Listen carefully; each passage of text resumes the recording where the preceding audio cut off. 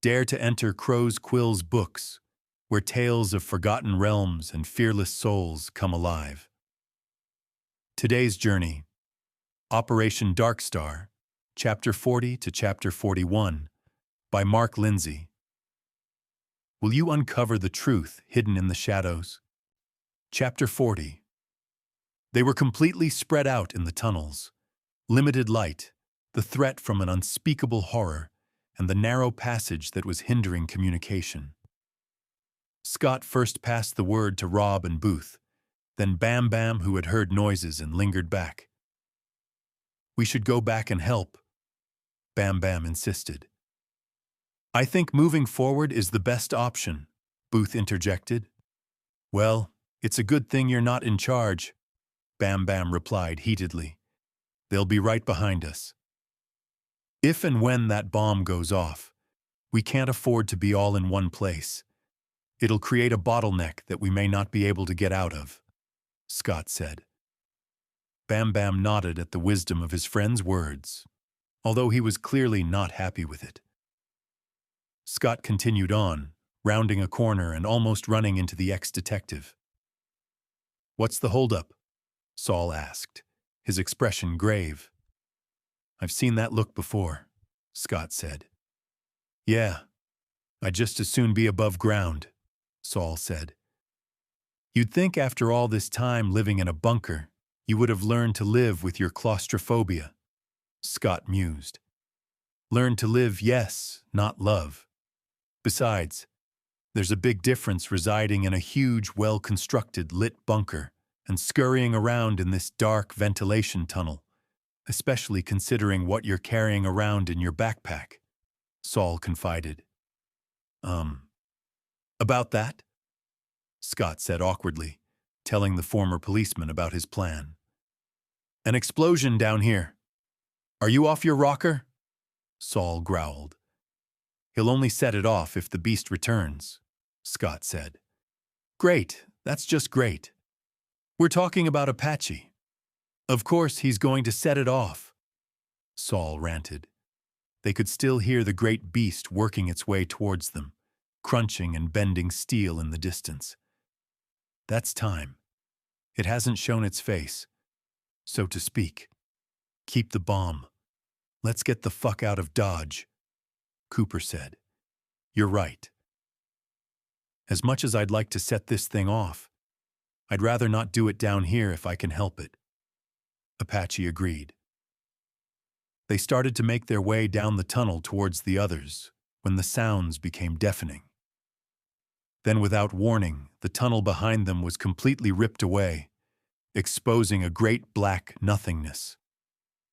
The two men stopped and stared in awe. From out of the darkness, hundreds of tendrils started in towards the pair. "Fuck me," Cooper grunted. Apache fumbled with the explosives timer. "Throw it! Throw the fucking thing," Cooper urged. The biker's thumb found the button and depressed it. 3. Apache threw the device into the center of the seething mass. 2. The pair turned and ran, as if the very hounds of hell were hot on their heels. 1. Rounding a corner, they dived to the floor. 0. In the depths of the museum, Black Sun went nova. Searing heat and light erupted from Scott's bomb. Anything within a 10-meter radius was incinerated immediately. Tendrils surrounding the explosive were turned to ash. The rest of the root system withdrew immediately. Everyone within the tunnel was knocked violently to the ground as the shockwave traveled through the narrow passage, covered in dust and debris. Cooper and Apache stirred, their ears ringing, their vision blurry. We need to get up," Cooper coughed. A small amount of blood sprayed the back of his hand. Apache stirred. Cooper helped the biker to his feet. "Come on, keep moving," Cooper urged. Apache nodded as they staggered away from the ruined tunnel. "Let's not do that. Ever again," Apache stammered. "Yes, let's," Cooper agreed. "I knew it. I fucking knew it," Saul said, getting to his feet. Are you really going to give me a lecture right now? Scott replied. No, but if we get out alive, you can be guaranteed one will follow, Saul said. Both men started back towards the others. They quickly ran into Booth, Rob, and Bam Bam. Saul instructed them to keep moving. However, the former berserker insisted on coming with them. What's that? Apache said. What's what? Cooper started to ask when he heard it. The sound was obvious. The explosion had damaged the supporting structure. It was about to fail. Run, Apache said, just as the passage lurched and dropped. Despite the fact that both men felt as if they had been put through the proverbial ringer, they managed to find the energy reserves inside to run. Cooper cast a quick glance behind, just as a section of the passage fell away into the black void of whatever was beneath the museum. The two groups nearly collided in the tunnel. Only one was glad to see the other. What the fuck are you doing back here? Cooper stammered. We were. Run, Apache screamed, pushing them back towards the rest of the group. The passage pitched sideways, then down.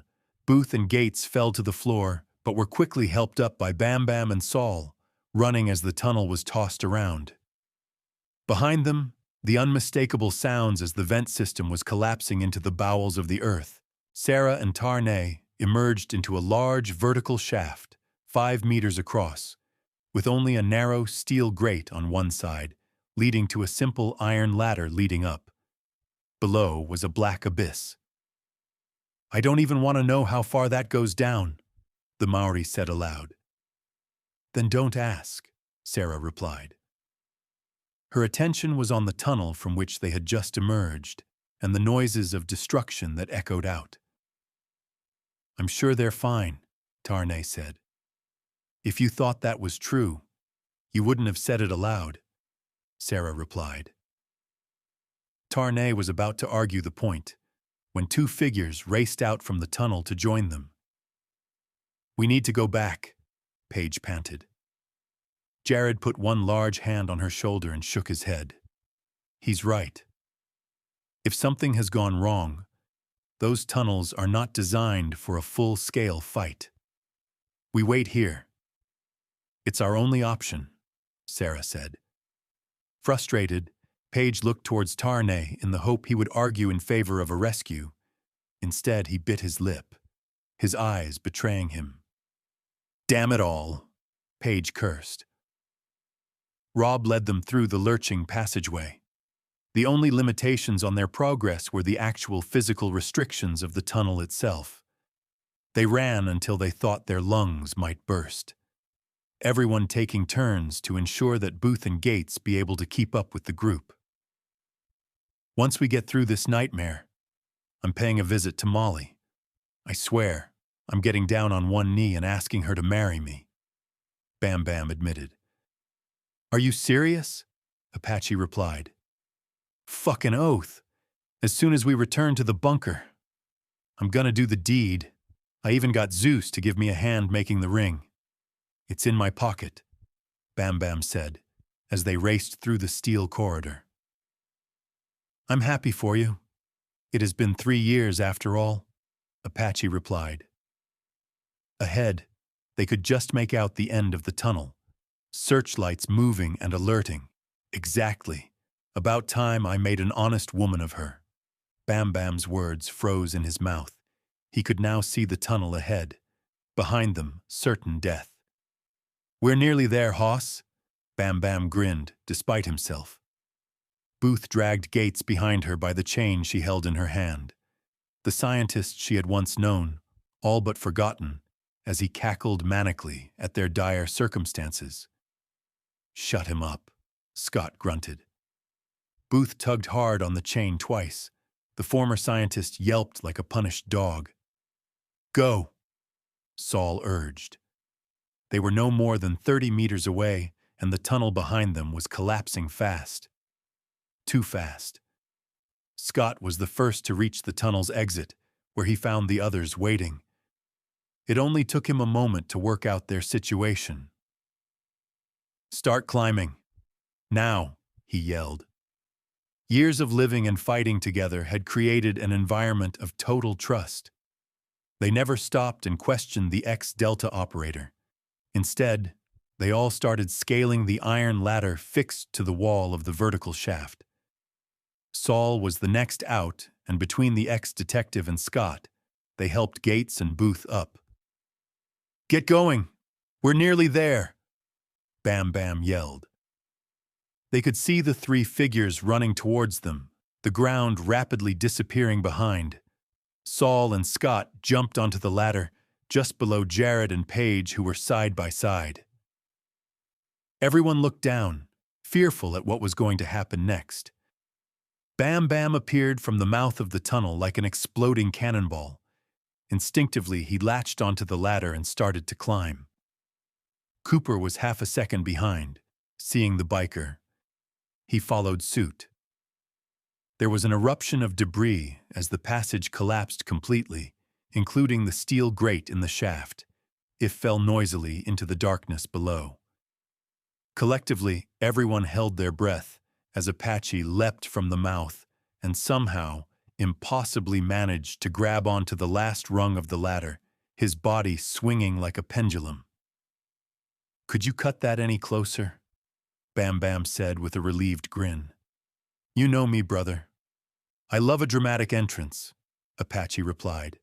His body now stable, he scrambled to join the others, when something else appeared from the ruined tunnel and wrapped itself around the ex-biker's leg. He let out a yelp of surprise as the thick black tendril attempted to rip him from the wall. "Arr!" Apache yelled. His arm, now threaded over the ladder, rang to the elbow. "Grab him!" Tarnay yelled. "Shakira, grab my hand," Cooper urged, reaching down with one hand towards the former biker. Apache was using all his strength to just hold on to the iron handle. He could see the offered hand, but was in no situation to take advantage of it. Others in the group were also calling out, their frustration at not being able to help clearly evident. During this time, Bam Bam had climbed down from his position, aggressively pushing past the former prison guard. Both men were now reaching down, screaming for Apache to take their hands. Desperate, Apache squeezed his body against the wall, with one arm still hugging the railing, his other hand up to Cooper and Bam Bam. "Come on, brother," Bam Bam pleaded as their hands made contact, their grip firm and hard, despite the sweat and grime. "Fucking help me!" Bam Bam pleaded. Cooper had somehow managed to maneuver himself into a better position. Now, grabbing Apache by the wrist and between himself and Bam Bam, they were able to pull the other biker up another rung of the ladder, the tentacle-like appendage still holding firm to his leg. Scott leaned out from the ladder and pulled a pistol from his thigh holster, unleashing a full magazine down into the pit. Others followed his lead. However, the creature wouldn't be denied. It doubled its grip around Apache's leg, the biker attempting to kick and curse. "Can nothing ever be easy?"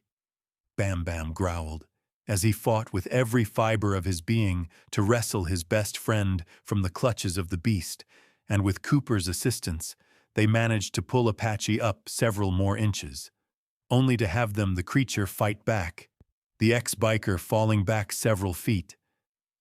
"No, god damn it," Cooper growled.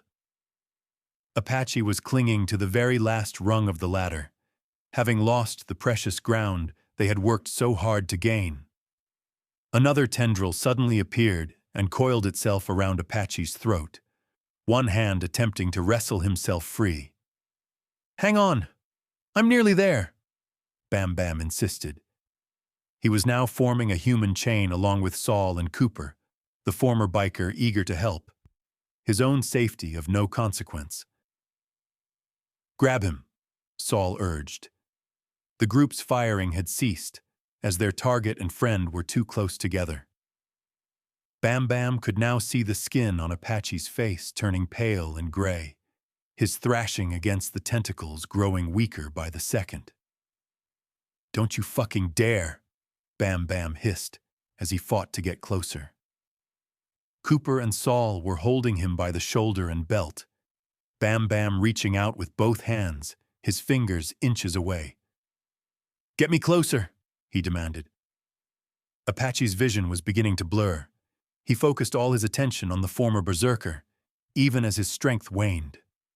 You need to end this madness," Apache gasped, just as his grip failed. The former biker was snatched from the ladder, the lower part of his body completely covered in quivering tendrils. They pulled him swiftly into the blackened darkness of the void below. "No!" Bam Bam yelled, in a fit of anguish. He attempted to leap down the shaft after his friend, only to find himself held fast by Cooper and Saul. "Let me go! Fucking let me go!" Bam Bam wailed and thrashed. "He's gone. You have to let him go," Saul said in a low tone. Bam Bam twisted his face towards the former police officer. "You don't know that. They don't take prisoners. The moment he vanished, he was dead. None of us like it, but it's the truth. Even he knew this." Bam Bam stared daggers at Cooper. "Don't you dare say another word," Bam Bam warned. "Then I'll say it. Apache's gone. We have our mission. Everyone is depending on us. Our people in the bunker are depending on us. They deserve a world without monsters," Saul said firmly. Bam Bam sagged in their hands. The moment gone, just like his friend. Chapter 41. They climbed from the shaft unhindered and returned to the underground bunker complex in silence. Although necessary, their excursion had not been without great cost. Vulcan and Zeus greeted them topside. Both men were surprised to see 4 new arrivals, and before either could make comment, they noticed a familiar face missing, confirmed immediately by the downturned expressions from everyone who entered. As the elevator arrived at the bunker, the group were quick to disperse, Scott leading the new arrivals away. Saul pulled the gatekeepers aside.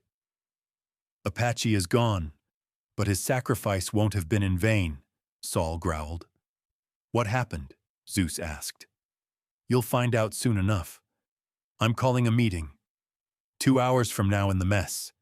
Everyone except children will attend. This is non-negotiable. Do you both understand?" Saul asked. Both men nodded. They were used to dealing with life and death. However, Saul's demeanor left nothing questionable. Go and pass the word. "Gentlemen, this is as serious as it gets," Saul added, before turning and retiring to his quarters. Touring the facility, Saul found Scott and the new arrivals at the mess, helping themselves to leftovers. Rob and Cooper appeared ravenous as they tucked into their meals. "Oh my God, this is so good. What is this? Stroganoff?" Rob beamed. Cooper also grunted his approval. "It's not much, but we make the most with what we have," Scott replied. "Hey, we've been living in a glorified tin box, eating nothing but baked beans. This is the fucking Ritz in comparison," Rob said between mouthfuls. Saul and Scott allowed themselves a laugh, realizing that they had taken their own situation for granted and were now getting a kick out of the new arrivals' reactions. "You'll have to excuse my soldier friends. Even before the apocalypse, they basically lived in a barn," Booth said, eating her meal like a proper lady. Gates was curled up under one of the tables asleep, having already devoured his portion. Saul looked upon the former scientist with unconcealed distaste. When we found him, he really was living in the worst environment imaginable. Sometimes, when his behavior is almost intolerable, I think back to the man and colleague from years past. His brilliance and compassion now reduced to this. "I feel pity and humility," Booth admitted. "Humility Scott said, surprised. That's right. What he had to endure would have killed a lesser man. Trust me, Booth insisted. Yet it was his fault, Bam Bam growled. They all turned to find the former biker pointing an accusing finger towards Booth. And yours, Bam Bam added. Now's not the time, Saul started. Shove it. Because of you two, everyone we knew in our former lives. Not to mention Apache and your boy Lee are dead. As dead as this world will soon be. Bam Bam said, his voice getting louder and angrier by the second. Rob and Cooper had stopped eating, their hands covertly moving towards their weapons. They sensed things might turn ugly. Knowing the volatile nature of their friend, Scott and Saul knew they had to end this immediately. There's no need for that, Saul rounded on Cooper and Rob. You start something now, you'll never get any help from the others, Saul warned. He's right. Just as Mr. Bam Bam has a right to be pissed at me, Booth said. Rob and Cooper relaxed. Why, thank you. I really appreciate you being on my side, Bam Bam said sarcastically. But it doesn't change the fact that you and your boss there are responsible for killing billions, Bam Bam added. Booth lowered her head. I'm aware of my role in this. Hopefully, with your help, we can turn this around, Booth said solemnly. For your sake, you want to hope so, because if this is a load of bullshit, we'll be finishing this conversation, and don't think your boys will be able to stop me, Bam Bam growled before turning and storming off. I'm sorry about that. He wears his heart on his sleeve, but he's a good man, Scott said. I'm sure he is, just like I'm sure he's not wrong about what he said. I'm aware of my part in all this, but I promise you both, I can end this nightmare with your help. We just have to restart the machine, Booth said. I hope so for all our sakes, Saul replied. Everyone had turned up for the meeting, except for the older teenagers who were babysitting the rest of the children in the facility. Booth was surprised at how many were currently residing in the bunker community, and obviously rumors had already started to circulate about the new arrivals. The faces of the community varied from blind optimism to seething hatred. Ever the pragmatist, Booth ignored the stares and whispers and instead focused on the problem at hand. Saul stood up and faced the community. The moment he cleared his throat, the whispers and talking ceased immediately. I know that word of our visitors has spread, and I'm here to tell you that the rumors are true, Saul began. Murderer! A shrill voice screamed from the back of the mess. They all turned to see a woman in her late 30s, her eyes red raw. It was clear she had been crying very recently. My babies are dead, and it's because of you, she accused loudly before breaking down into tears again. Two other women were quick to console her. Other angry voices were also quick to accuse. Saul could see that the meeting was in danger of turning into a lynch mob. I know that everyone is upset, Saul said, his eyes locking onto Bam Bam's, the ex-biker still grieving the loss of his friend. But pointing fingers isn't going to accomplish anything. Yes, Doctors Booth and Gates were part of a group that accidentally unleashed hell on Earth, but they have also spent the last 8 years trying to find a way to stop it, and now they have a means to accomplish it, Saul said. There were more angry shouts and tears shed, despite the words of reason from Saul. What Booth and Gates represented was unforgivable to the group. If what you say is true, why should we risk more? A large bearded man, who was a part of the bunker maintenance crew, asked. He was not alone. Others voiced their opinion with similar veiled reasoning. Enough! Saul shouted, the entire mess area falling silent. His dark expression challenged anyone foolhardy enough to continue. Once he had established control of the room, he continued on. Dr. Booth has been completely forthcoming with what happened and her connection to it. She has also provided proof on what will occur if we do nothing and how we can prevent the end of everything. Saul said. Maybe we should just let it end. Haven't we suffered enough? The woman who had earlier burst into tears said. This statement gathered support.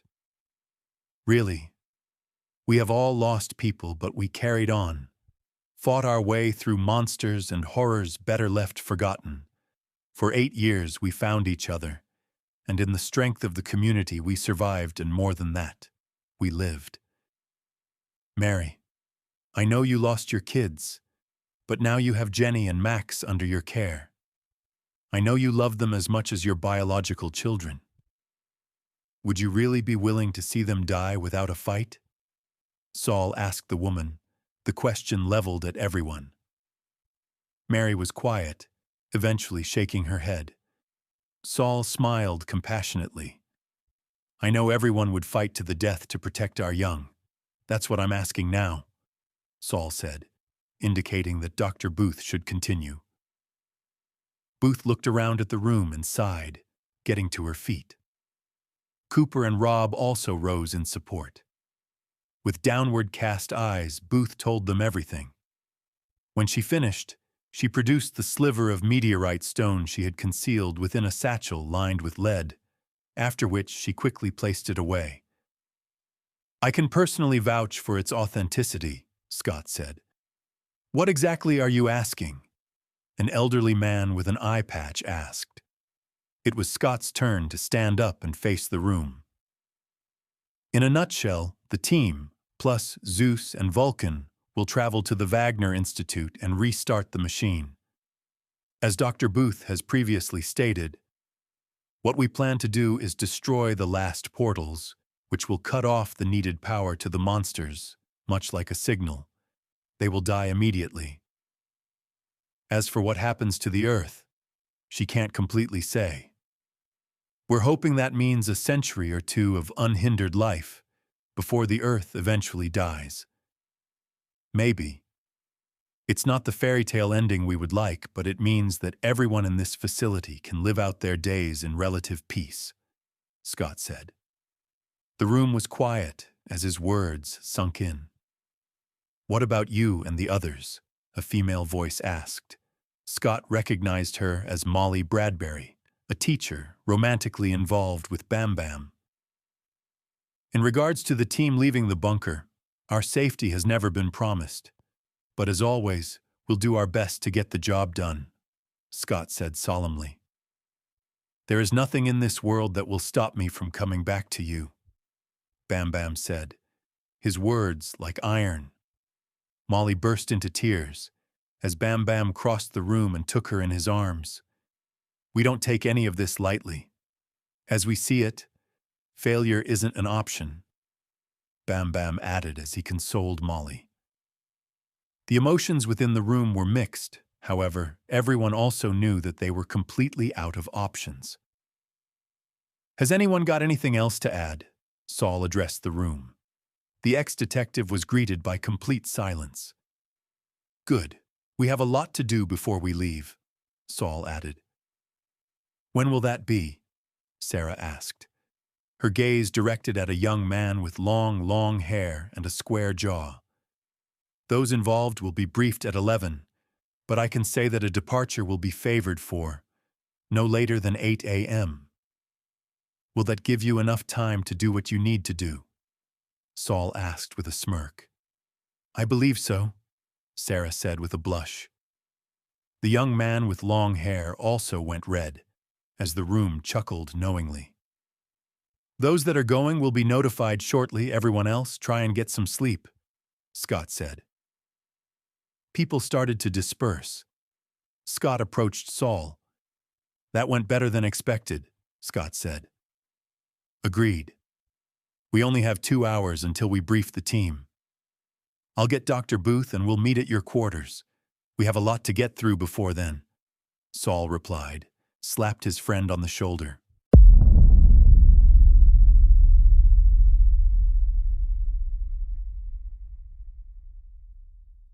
That seals today's tale in shadows. We hope Operation DarkStar has drawn you deeper into its enigma. Return soon to Crow's Quill's books, where the next chapter awaits, whispering secrets yet untold.